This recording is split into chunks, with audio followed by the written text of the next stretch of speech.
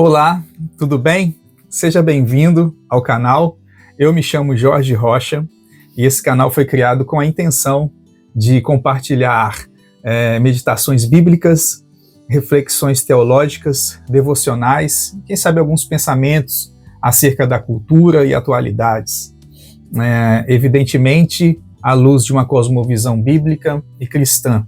Não quero entrar em tretas.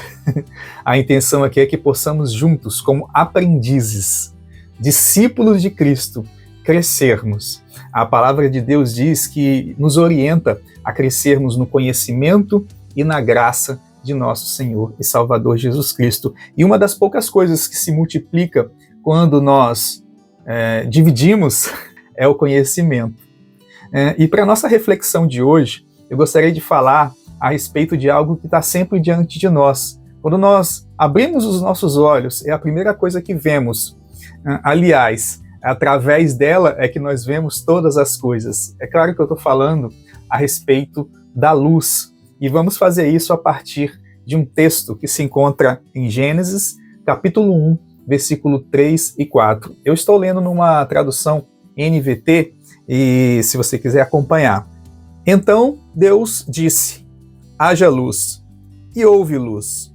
E Deus viu que a luz era boa, e separou a luz da escuridão. Antes de entrarmos propriamente no tema do vídeo, eu gostaria de fazer um pequeno disclaimer. Existem muitas formas de interpretar as Escrituras, e um texto como esse, tão antigo, ele requer um cuidado maior. Interessante que muitas pessoas, ao observar textos como esse, de Gênesis, principalmente os primeiros capítulos, eles forçam ou querem encontrar uma linguagem científica, ou imaginam que a Bíblia tem essa pretensão de falar em uma linguagem científica, ou explicar o surgimento, a criação de todas as coisas dentro dos moldes ou dos padrões da ciência como nós conhecemos. Queria dizer para você que isso é um anacronismo. Nenhum escritor bíblico tem essa pretensão. A Bíblia não tem essa pretensão. Não é essa a intenção de Deus ao separar os homens e inspirá-los para escrever. Na verdade, o processo de inspiração das Escrituras, ele é bem complexo e bem peculiar, porque Deus ele separa esses homens, mas não anula o seu aspecto cognitivo e nem a visão de mundo que eles tinham.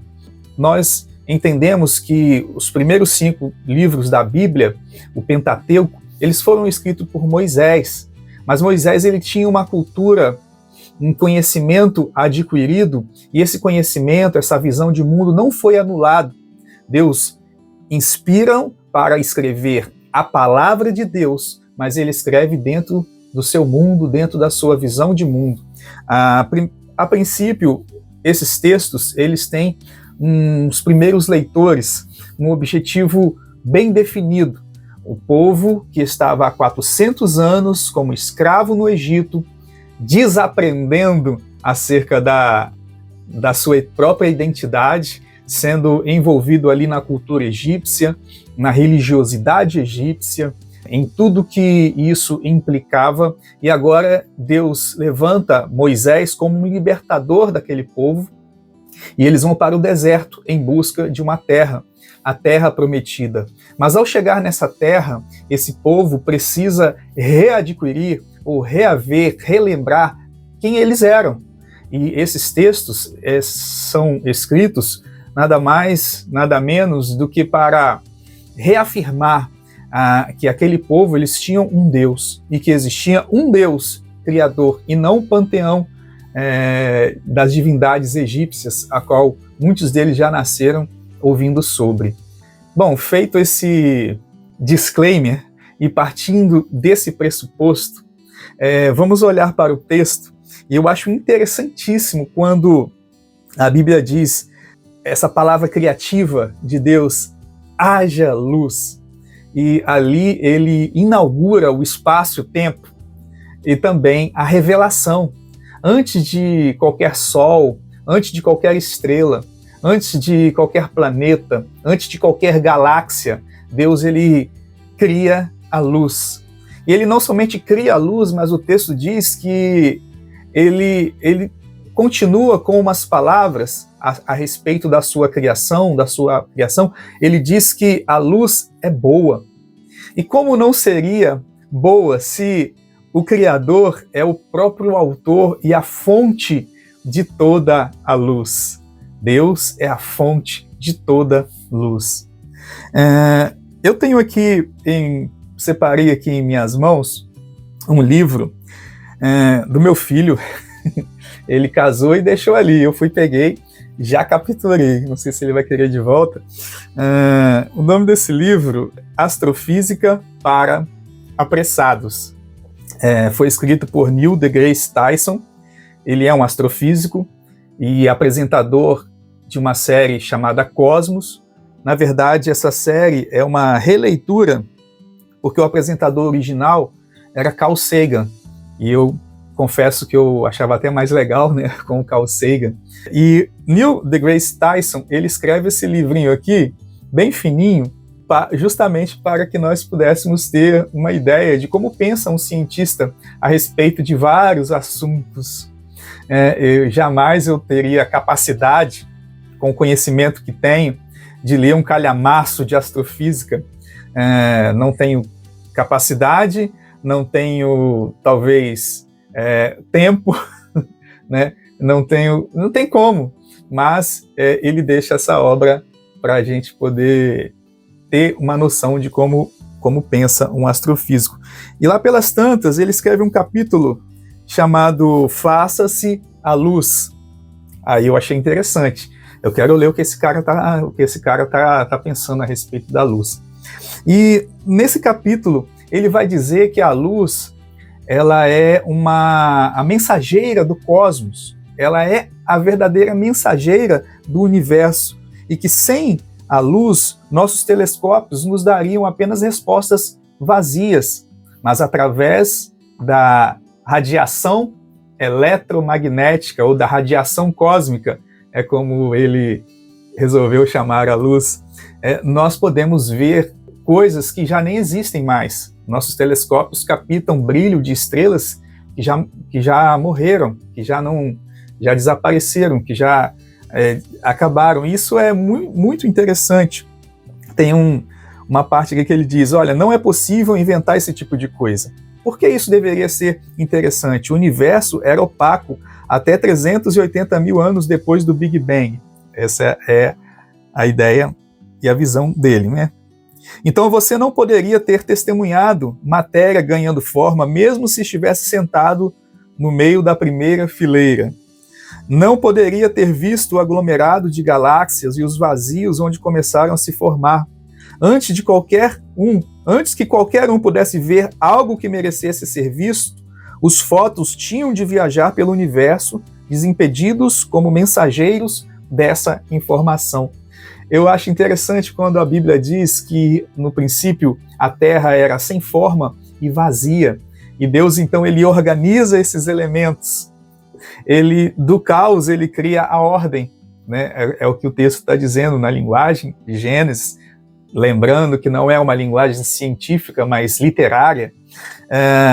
Mas é interessante porque Deus ele organiza isso. O cientista está dizendo que mesmo que nós pudéssemos estar na primeira fileira ao ver essa organização, não conseguiríamos enxergar nada, porque sem a luz era apenas névoa, o universo era opaco.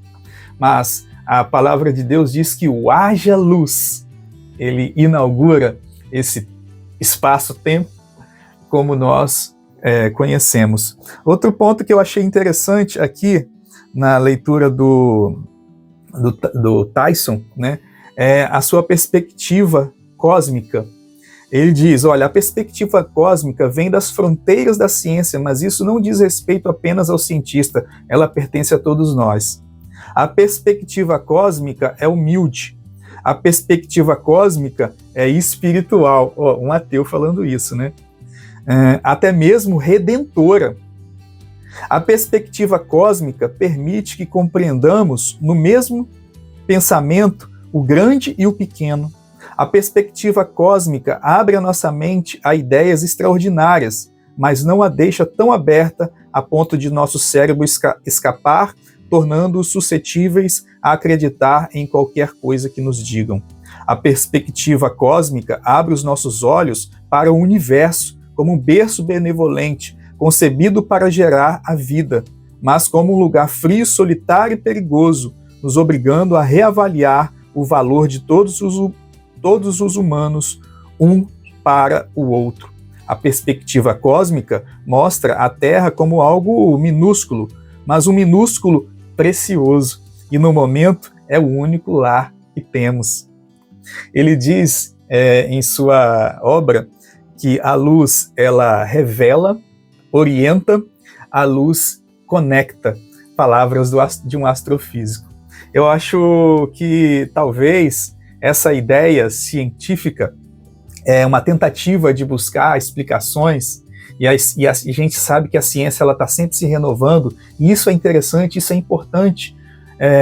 Sempre algo foi descoberto hoje, amanhã existe uma outra hipótese e uma outra tese, e assim a ciência ela vai evoluindo, e nós chegamos até hoje com o conhecimento adquirido ao longo de todas as eras. Mas uma coisa que me chamou a atenção na leitura desse cara é que ele, sendo um cientista e ateu, ele tem a noção de que o universo é tão grande, de que a radiação eletromagnética, né, ou com a luz, é tão perfeita que mostra para nós o quão pequeno nós somos. Né? Ele diz que essa perspectiva de que nós somos pequenos, de que o universo é infinito, é grande demais, isso deve nos humilhar, isso deve nos deixar conscientes da nossa realidade. Bom, até agora eu estou falando dos aspectos científicos e físicos da luz, mas existe um aspecto muito interessante a respeito da luz, é que a luz, ela, como diz o autor de Eclesiastes 11:7, a luz é doce, como é bom ver o nascer de um novo dia. Ele diz que a luz, ela é capaz de revelar aos nossos olhos toda a beleza da criação. Recentemente eu tive a oportunidade de estar com a minha esposa em um local onde nós passamos alguns dias ali de frente para o mar, né? E durante a noite nós só ouvíamos o barulho do mar e a escuridão da natureza ao nosso redor. Mas nós acordávamos bem cedinho, vinha até com a coberta enrolada e ficava na varanda esperando aquele milagre acontecer.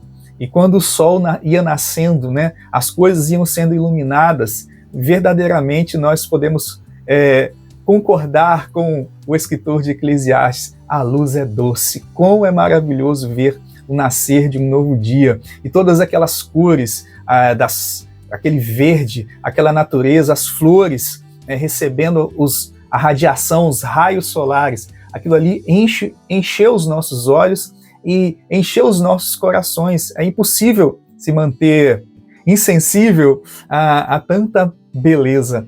E às vezes o nosso corre-corre, no nosso dia a dia, nós não paramos para esse momento de contemplação, nos damos conta de quão boa é a criação de Deus. E isso é necessário, até faz bem para a nossa alma.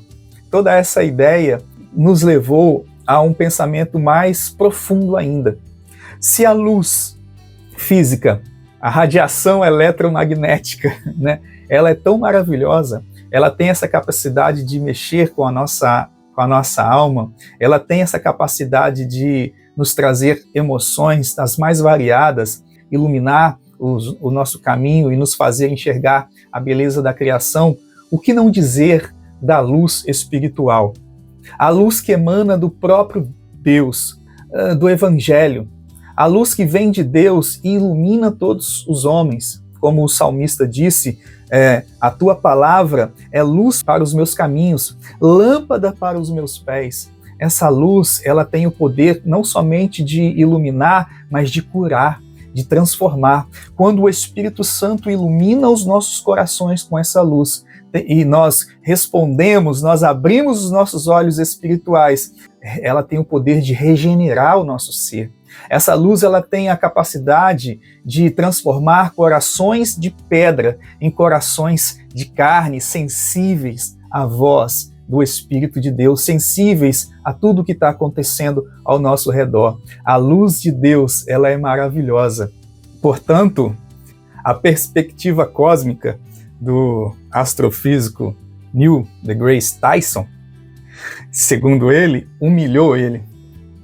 Quando ele se depara com o tamanho do universo, com o tamanho, a distância das galáxias, esse aspecto, essa perspectiva, trouxe a ele uma sensação de pequenez, do quanto ele é pequeno diante da grandeza do universo.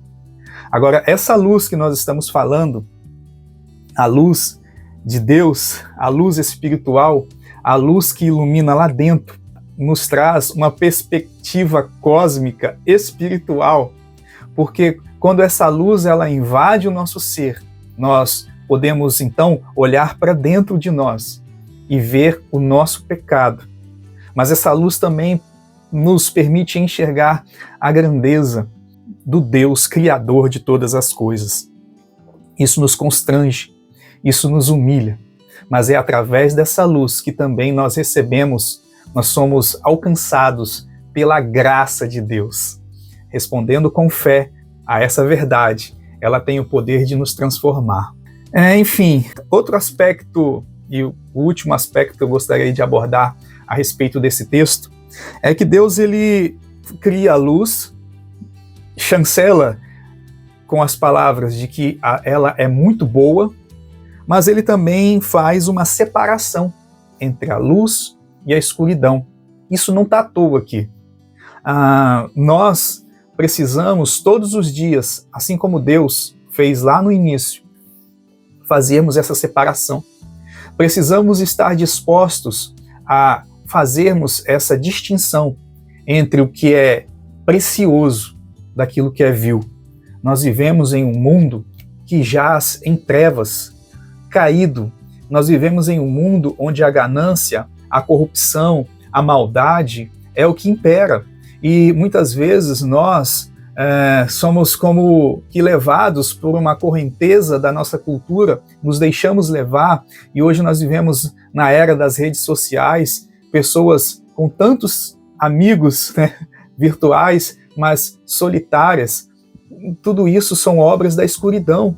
Nós precisamos nos cercar de pessoas, de gente, nós precisamos nos esconder em Deus, como diz lá no Salmo 91, bem-aventurado é o que habita no esconderijo do Altíssimo, porque ele vai descansar na sombra do Todo-Poderoso. Essa luz espiritual, ela precisa nos fazer inteligentes o suficiente para fazermos essa separação entre o que é treva, entre o que é luz. Isso nós fazemos nos nossos relacionamentos, isso nós fazemos toda vez que nós nos deparamos com milhares de situações todos os dias em que nós precisamos fazer essa distinção, nós precisamos tomar decisões e fazer essa separação. Isso é importante para nós como seres humanos, é importante para nós como cristãos. Espero que você, quando estiver diante de uma situação em que você precise fazer uma escolha, uma decisão, escolha pela luz, pela verdade, pela bondade, escolha pela beleza. Tudo isso provém de Deus. Ele deseja iluminar a sua mente, o seu coração, a sua casa, a sua família. Bom, essa foi a nossa reflexão de hoje. Eu me alonguei um pouco, mas foi importante para a gente comentar sobre esse assunto. Tinha muito mais coisas para falar, mas não dá tempo, né? Eu encerro aqui. Se você gostou, não deixe de seguir, né, o canal, ativar as notificações, dar uma curtida aí. Isso é importante para a gente que está começando agora o canal, dá essa força aí. Antes de encerrar, eu gostaria de fazer uma oração.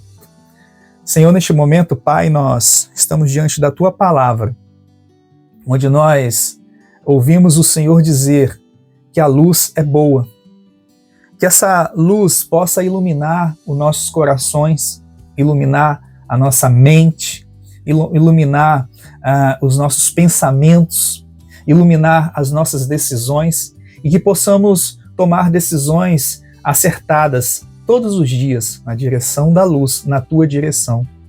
Entra com salvação, ó Deus, em cada lar, em cada casa, em cada família. Ó Deus, que essa luz invada o nosso ser, as nossas casas, as escolas que estudamos, as empresas em que trabalhamos, que possamos ser refletores dessa luz. Ó Deus, as nossas comunidades que sejam iluminadas pela luz da verdade que vem do Evangelho, da Tua palavra. Assim nós oramos, Senhor, que haja transformação em nossas vidas. É o que nós te pedimos e te agradecemos em o nome de Jesus. Amém. Amém. Valeu, galera. Até a próxima. Tchau!